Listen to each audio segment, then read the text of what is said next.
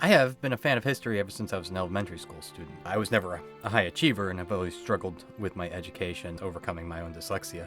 However, I've always been fascinated with and had a great appreciation for the subject of history. History is like a narrative or a story that I can play out in my head. It's a subject that's very easy for me to learn and I enjoy it. But anybody who's a fan of history understands what you're really studying a lot of the times is warfare. War is a violent conflict that determines the course of history, and there's a lot of documentation surrounding warfare. And there's no conflict that fascinates me more than the American Civil War. As much as the American Revolution did to create the American democratic state, it was the Civil War that made America a true nation, unifying it under one all-powerful federal government that derives its power from the people that it governs. That's because, in 1776, the founding of America was done so by a group of all-white male slave owners. Those are the people that decreed, "We hold these truths to be self-evident, that all men are created equal, and that they are endowed by their Creator with certain unalienable rights, that among these are life, liberty, and the pursuit of happiness." These words ring rather hollow when you consider the government that supports this notion also allows for slavery. However, something curious happened over the course of the American history. That lie that was told by that group of slave owners slowly became true, and America became a nation that actually believed in the freedom for all people. It took a long time, and we have fought several wars and other conflicts in order to free the enslaved population of Black Americans, and also they continue to fight to ensure that they are treated equally under the law.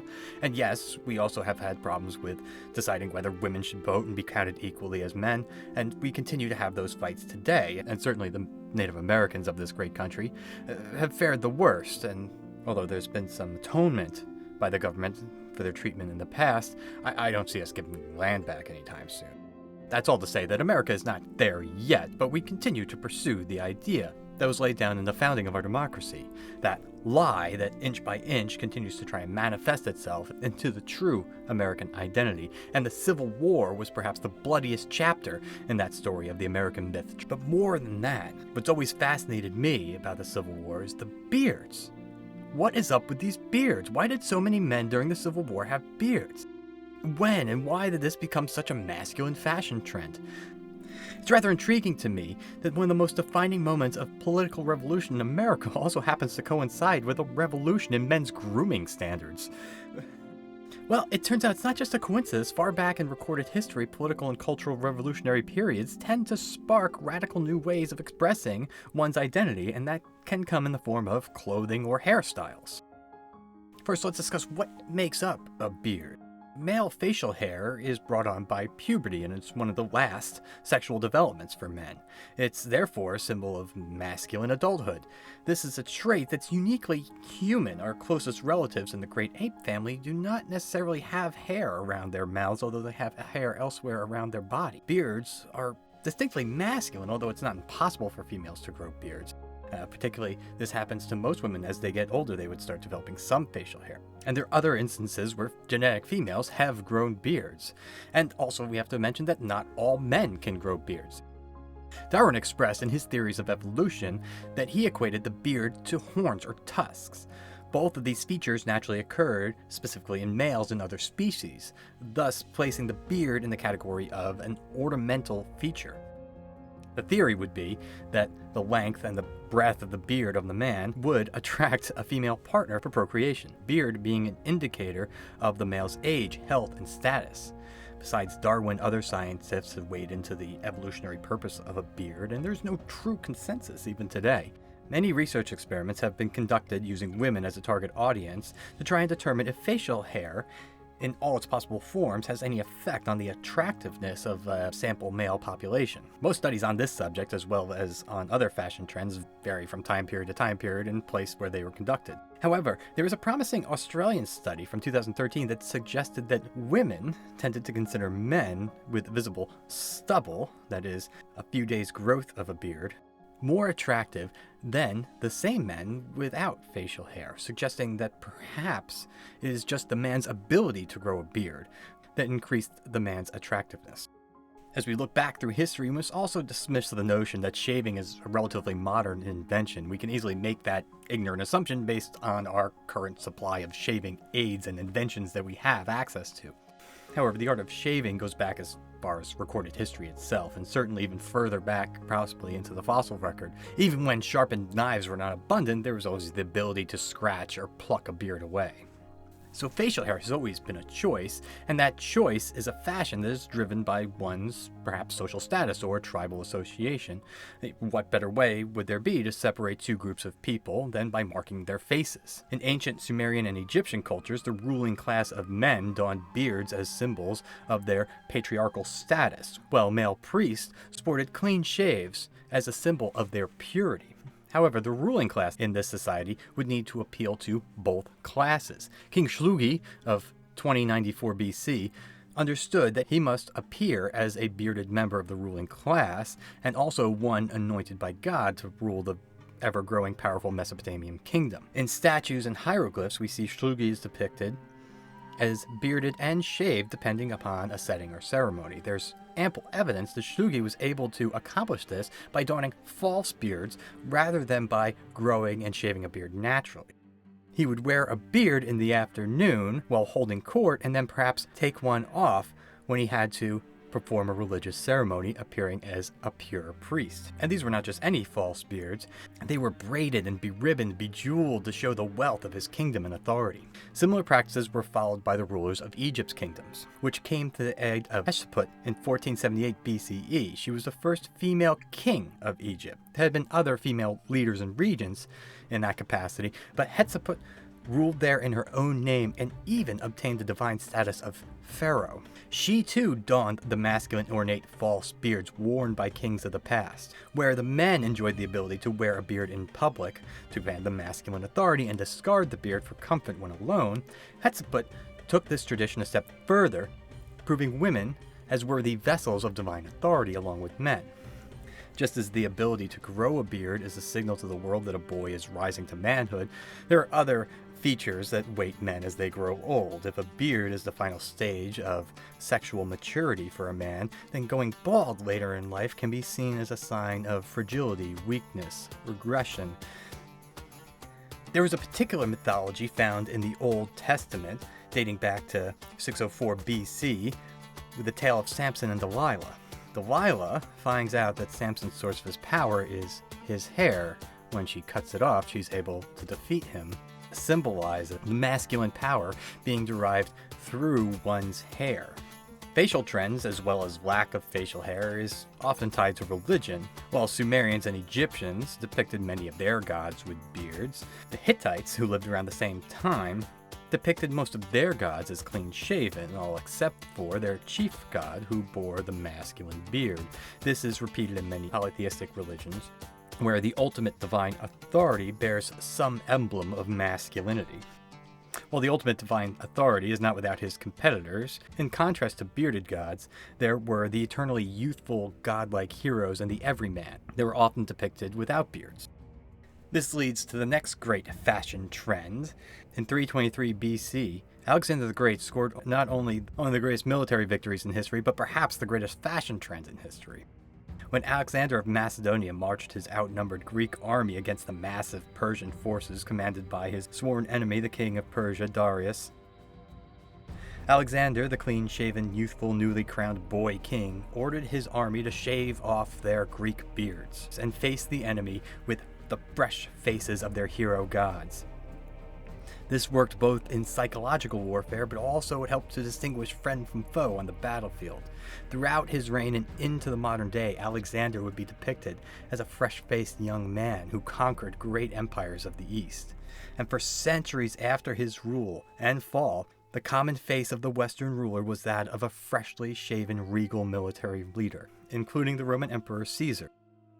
It wasn't until 117 AD that the Roman Emperor Hadrian rose to power and had to court the support of the growing philosophical leaders in Rome, mainly the Stoics, practicing a form of philosophy started by Zeno. The Stoic believed in living according to nature and having a preservation for distinctly human virtues. The Stoic, Musonius Rufus, is credited with making the beard a physical symbol of the man's natural state, stating in a lecture, "The beard should not be shaven from the chin. It is a protection provided by nature, a symbol also of the male, just as the crest is for a cock and the mane of a lion." End quote. Roman Stoicism was deeply rooted in masculinity, but also in logic, rationality, and virtue. Thus, the Roman Emperor Hadrian grew his beard to prove his commitment to rationality for the Stoics and manliness to the masses. Hadrian may have been the first emperor to adopt the Stoic beard, but was his successor and his absolute commitment to Stoic teachings and principles that would cement the beard into history. Marcus Aurelius and his curly beard would forever be remembered as a symbol of wisdom and virtue. The emperors of the Roman Republic would don their beards proudly as symbols of wisdom that they shared with their bearded male gods, like Zeus. As most polytheistic religions, the fatherly figurehead of the pantheon was often an elderly man with a snow-white beard, a symbol of age and the accumulation of wisdom, which, like the Hittites and the Sumerian cultures, continued in the Christian tradition that the Roman people eventually adopted. Although the singular God of the Abrahamic tradition is not often represented in art, when he is also an older man with a snow-gray beard. Interestingly, the Christian depictions of their prophet Jesus vary in facial hair. Today, many modern depictions portray Jesus with European features that were not common in the region of his birth, but that is a topic for another video entirely. The truth is, there is no known contemporary impressions of Jesus. There is just no way of knowing what he actually looked like, which creates a blank slate for worshippers and artists to design him in their own image. However, specifically regarding facial hair, Jesus, most often depicted in his final moments on the cross, is usually the bearded Jesus. Well, there are other depictions of a smooth-faced Jesus performing earlier miracles and sermons in his life. This symbolizes that Jesus had a human life, grew from boy to man before being martyred on the cross. Beards have since been used as symbols of religious affiliation throughout several military and political revolutions, such as when the newly crowned King Henry of England in 1096 AD needed to resecure his late father, William the Conqueror's kingdom. Like his father before him, the Norman King Henry maintained long hair and beards, a symbol of their Viking ancestry. However, to align himself with the powerful Roman Empire, he submitted to having his beard shaved in a church ritual. His army and followers followed suit, when their clean-shaven faces emerged triumphant, establishing a dynasty that would go on for centuries throughout Europe, carrying with it the aversion to beards. During the Renaissance, beards became symbols of fashionable choices, and unique styles started to emerge in popular portraits of European royalty that sported manicured looks as symbols of their status. In 1705, towards the Age of Enlightenment, Tsar Peter in Russia ordered his political followers to abandon their long beards that were a practice of the Russian Orthodox Church, symbolically shifting the balance of power away from the church and towards the Tsar's own government. Beards had fallen out of favor during the Age of Enlightenment, with many professionals choosing the clean-shaven look. As seen in the portraits of the American founding fathers, there's not a whisker to be found amongst all these men. The French Revolution that happened afterwards was another story, which saw youthful Europeans wanting to distinguish themselves against the clean faces of the ruling elite. The youth would often grow whiskers to perhaps cover for their lack of age and experience. The next great advancement in the promotion of facial hair came when the German Prince Albert married who would become Queen Victoria in 1861. Albert sported a dashing mustache that was popular in the German aristocracy. This was mostly due to the mustachioed military traditions of the Hussars, a Hungarian cavalry unit. And it was the Napoleonic War that grew out of the tumult of the French Revolution that spread this style of mustache across all the militaries of Europe. Many cavalry units were required to sport mustaches as part of their uniform, and in instances where soldiers were too young to even grow a mustache naturally, they would have to paint one on. This tradition led to the notion that a mustache was a symbol of male aggression. The full beard also became very popular too around this time. Following the Crimean War in 1850, British soldiers were allowed to forgo shaving in the colder climates, and when they returned home with full and lush beards, civilians started to copy that trend as well. This is an example how cultural trends in fashion can be set by military necessity or change of grooming practices. This finally brings us back to America and the political and cultural trends that would lead to the American Civil War. And it all begins with a young girl's appeal to a then Mr. Abraham Lincoln. Gracie Bedwell wrote Mr. Lincoln after seeing a campaign photo of him. She writes, "Dear Sir, my father is going to vote for you, and if I was a man, I would vote for you too. I have got 4 brothers, and part of them will vote for you. Anyway, and if you would let your whiskers grow, I will try to get the rest of them to vote for you. You would look a great deal better for you. Face is so thin. All the ladies like whiskers, and they will tease their husbands to vote for you, and then you would be president." Lincoln, who was humbly aware of his untraditional image, took Gracie's suggestion and growing a mustacheless beard, which was popular at the time with Protestant preachers across America. As previously stated, the mustache had come to be considered an aggressive feature, so Mr. Lincoln's beard showed him to be a man of modern fashion and senses. From Gracie's note, we can tell that beards were in high fashion before the start of the American Civil War. Now that we know a bit about different styles of beards and how this revolution came about, let's take a tour of some of the officers on both sides of this terrible conflict and compare their facial hair and fashions and some of their deeds. General Ulysses S. Grant, before the Civil War, was a clean-shaven first lieutenant fighting in the Mexican War. Far away from home, the recently married Grant exchanged passionate love letters with his wife, Julia. In one such letter, Julia told her husband of a dream she had had in which her fresh-faced Ulysses appeared with a beautiful full beard. 5 months later, he wrote, "You would never recognize me. I have a beard more than 4 inches long now, and it's red," proving to his new wife that dreams really do come true. Grant would take a leave from the army between the 2 wars, possibly due to his rumored alcoholism and longing to be with his wife.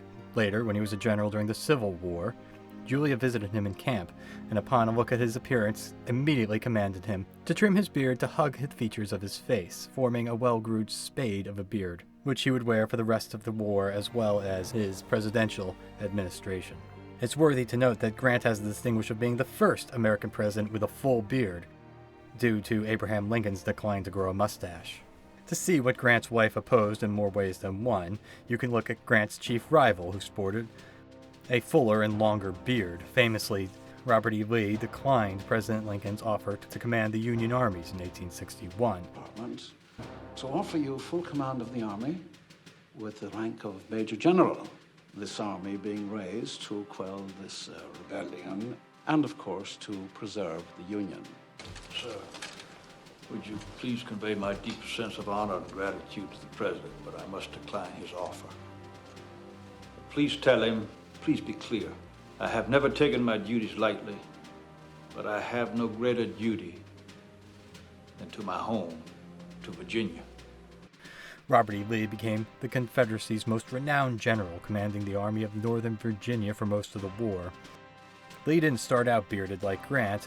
He joined the trend in solidarity with the majority of his officer corps.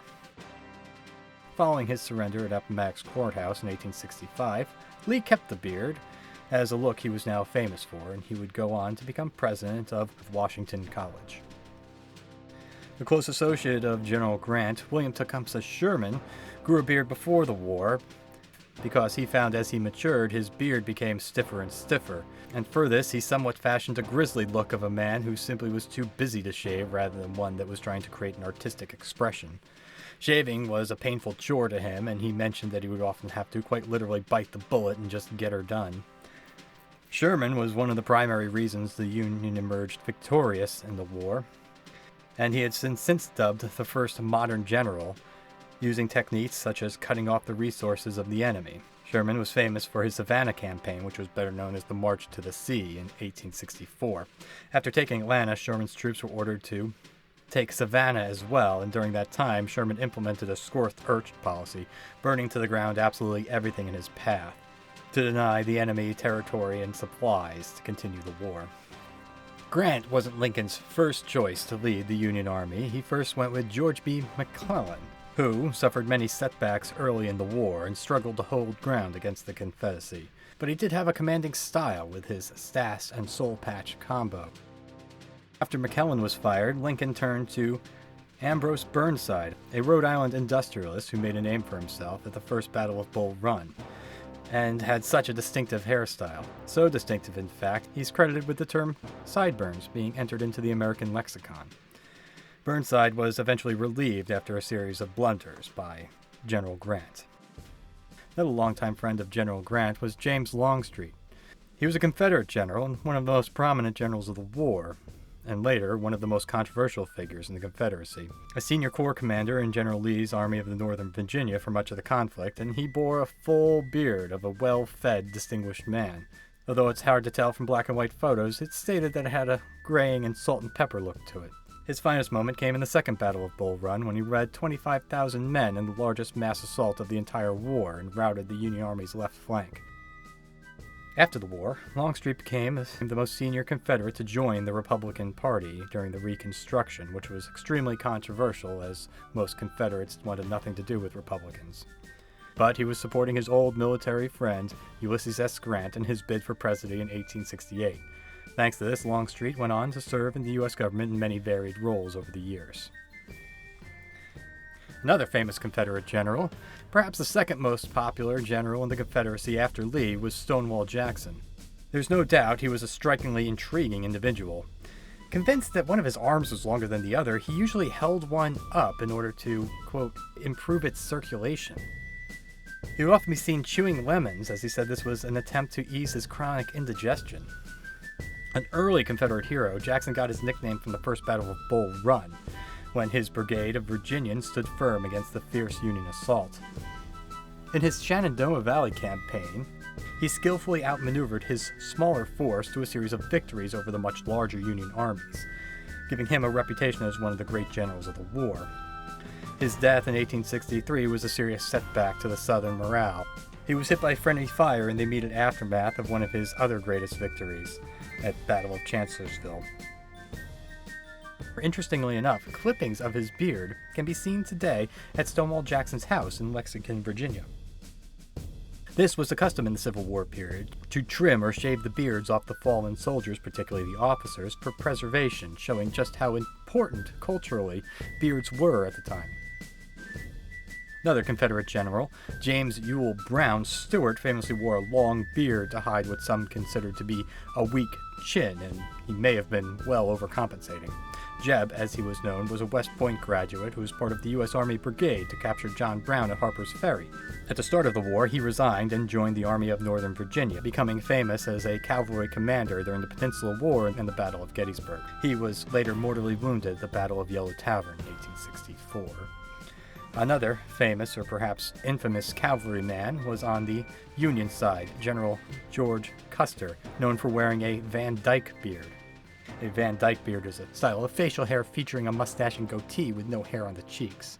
The style originated with a 17th century Dutch painter named Anthony Van Dyck, and is also known as the Van Dyke beard. Custer was a bit of a fashion hound, tailing his personal uniforms in velvet. After the Civil War, he would go on to die in the Battle of Little Bighorn, which was perhaps more of a war crime gone wrong than a real battle. Perhaps the greatest mustache in the war, and perhaps the world, was held by General Joshua Chamberlain, who was a teacher at Bowdoin College in Maine prior to the war. Taking the aggressive mustache to a whole new level, his actions on July 2, 1863 were pivotal to the Union winning the Battle of Gettysburg, and years later he was awarded the Medal of Honor for his actions. While many of the famous generals and officers of the Civil War sported some type of facial hair, most of the rank-and-file soldiers did not. This was more out of necessity. Lice being a common problem among the enlisted ranks, more hair would have been seen as a hazard, and keeping a well-groomed mustache or beard would have been seen as a luxury. It also could have been for the age gap between officers and enlisted. The average Union soldier was only between 18 and 25. However, there is one great example of an enlisted man sporting a very stylish beard. Because black troops were not allowed to become officers, Charles Raymond Douglas, whose father, Frederick Douglass, was famous for his anti-slavery activism as well as a thick white beard. Charles brandished a fantastic set of mutton chops. When Frederick called upon the raising of black troops to join the Union war effort, he did not make any exception for his own children. Charles became the first African American to enlist, and along with his brother Louis was sent to the Massachusetts 54th Regiment. Long after he was wounded in the assault at Fort Wagner, Charles continued to be a trendsetter both in civil rights and style. Quoting Regis de Trabant in July 1864, Major General Winfield Scott Hancock is one of the handsomest men in the United States Army. End quote. Winfield Scott fashioned a goatee with a flowing but narrow beard. Hancock was in attendance in many of the critical battles of the Civil War, including Williamsburg, Antietam, Chancellorsville, Gettysburg, the Wilderness, and Spotsylvania Courthouse. After the war, he ran for president on the Democratic ticket in 1880, losing out to James Garfield. General Norton Chipman often served as a dispatch messenger for Lincoln to his army commanders, and bore a style of beard called a French fork. Chipman is also credited with the creation of the Memorial Day holiday in the United States to commemorate those fallen in battle, first celebrated May 30th, 1868. Horace Greeley was not a soldier, but an editor and founder of the New York Tribune at the time of the Civil War. I just really wanted there to be at least one legitimate neckbeard here on this video. Colonel Percy Wyndham, or Sir Percy, for he was British, and offered his service to the Union as a cavalry officer during the war. He is mostly remembered today for having Van Dyke-style beard that was sure to drive Custer envious. And finally, General George Sykes, also known to his fellow officers as Tardy George or Slow Trot George, for his precise ability to arrive just after a battle had ended. Although he did bore a beautiful full and curly beard, I only included him on this list because I served in the United States Army's 5th to the 20th Regiment, which happens to be named Sykes Regulars after him. And I myself feel some kinship to this man, as I have had some unflattering nicknames in my life as well. Throughout history, we have seen beards used as shorthand for authority by early rulers, ornaments of masculine authority on our deities, and symbols of wisdom and oneness with nature by Stoic emperors, but also beardlessness of the purity derived from religious orders, and of course, Alexander the Great championing the power of youthful vitality as the standard for the superior manliness. The beards of the American Civil War were worn out of a distinctly masculine military trend that started in Europe. However, beards didn't make people of this time stronger, wiser, or more courageous, mostly because the meanings we derived from those styles were socially constructed, but that does not detract from the American virtues ingrained in the American Civil War. The story of the American Civil War is one of great courage, but also of great humility. It is a defining act that shows America can be wrong.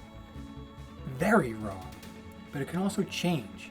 It can grow and become something stronger than what it was. Just as fashion trends ebb and flow over time, our world is constantly evolving, and we as humans must always remember that we need to act with courage in the face of new obstacles. Have the tenacity to take a stand. Be brave enough to strike out and dust ourselves off and try again when we fail. To go against the grain in order not to destroy something, not to throw it away, but to cut away the atrophy and let something grow in its place stronger. This has been a production of Minimum Effort Media. Please take a second to like this video and subscribe to the channel. There are new video essays here on the first Friday of every month. You can reach out to me at The Lazy Stoic across all social media. Thank you for watching.